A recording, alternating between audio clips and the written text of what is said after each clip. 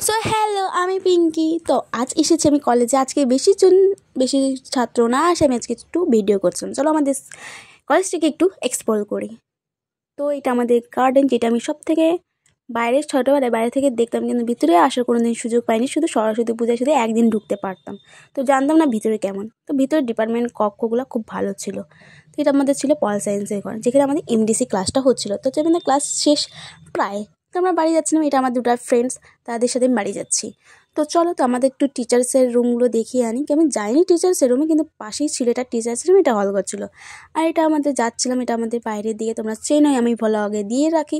আর এখন যাচ্ছি, এটা আমাদের এন্ট্রি ছিল। আর এখানে ছিল পার্কিং জোন, আর এই সাইডে আছে আমাদের মাঠ। আর ওইখানে আমাদের একটু খাতা একটু সই করতে হয়, তারপরে আমাদের বের হতে দেয়, নাহলে বের হতে দেবে না, বুঝলে তো। আমরা এখন এক্সিট করছি। আর পাশেই ছিল আমাদের ধান ক্ষেত। তো দেখতে পাচ্ছ ধানগুলো ভালোই পেকে গেছে। তো আমার টোটো করে আমার বাড়ি যেতে ভাই 10 মিনিট লাগে। বাড়ি এসে দেখি বাড়ির এরকম অবস্থা, দেখলেই মনে হবে যে চোর ঢুকে চুরি হয়ে গেছে। তো বাড়ি এসে ভাবলাম যে কি খাবো, খিদা পেয়েছে, চলো একটু মোমোই বানানো যাক। তো প্রথমে দেখলাম যে বাড়িতে বাঁধাকপি আছে, বাঁধাকপি আর পেঁয়াজ দেবো, আর বেশি কিছু দেবো না।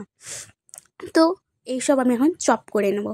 চপ করে নেওয়ার পর একটু তেলে একটু ভেজে নেবো, মানে শর্ট করে নেব, শর্টে যেটা তোমরা বলো। তো আমি একটু ভেজে নিলাম ভালো করে, ছেড়ে দিয়েছি তেল। তারপরে দিয়ে দিলাম আমি বাঁধাকপি ও একটু পেঁয়াজ, যেটা আমি কেটে রেখেছিলাম। তো ভালো করে এটা চালিয়ে নেওয়ার পরে আমি লবণ দিয়ে দেবো। ও উপর থেকে আমি দিয়েছিলাম গোলমরিচের গুঁড়ার জন্য একটু ঝাল ঝাল লাগে, যেহেতু আমি বাঁধাকপিতে লঙ্কাটা দিইনি, যেহেতু একটু ঝাল লাগলে না ভালো লাগে।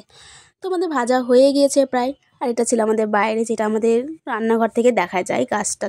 দেখো প্রায় জল ছেড়ে দিয়েছে, এই জলে এখন ভেজে ভেজে ভেজে ভেজে নিজেই গুলে যাবে, আর তখন একটু শর্টে হয়ে যাবে। তো প্রথমে আমি বের করে নিলাম একটা বাটিতে ময়দা, আর একটু তেল দিয়ে ভালো করে লবণ দিয়ে ময়াম করে নিয়ে, তারপরে যাই আমি এই আটা ময়দাটাকে মাখবো। মেখে নিয়ে এটাকে একটু 5 মিনিট।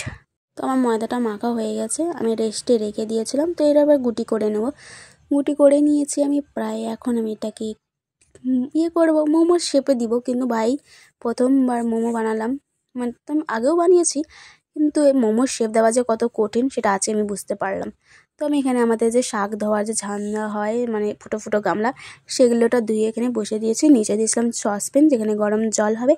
তো এটা ছিল আমার জোগাড় বুদ্ধি। আমাদের মোমো এখন তৈরি। তখন আমি কি একটু বলি তোমাদেরকে কেমন হয়েছে। তো এই মোমোটা ছিল খুব ভালো। আমি এখন মনে হচ্ছে প্রতিদিন বাড়িতেই মোমো বানাবো। তো আজকে ব্লগটা আমি এখানেই শেষ করছি গাইস। চ্যানেলে যদি নতুন হয়ে থাকো তো একটি সাবস্ক্রাইব করে যাবে। আর thank you for watching. By.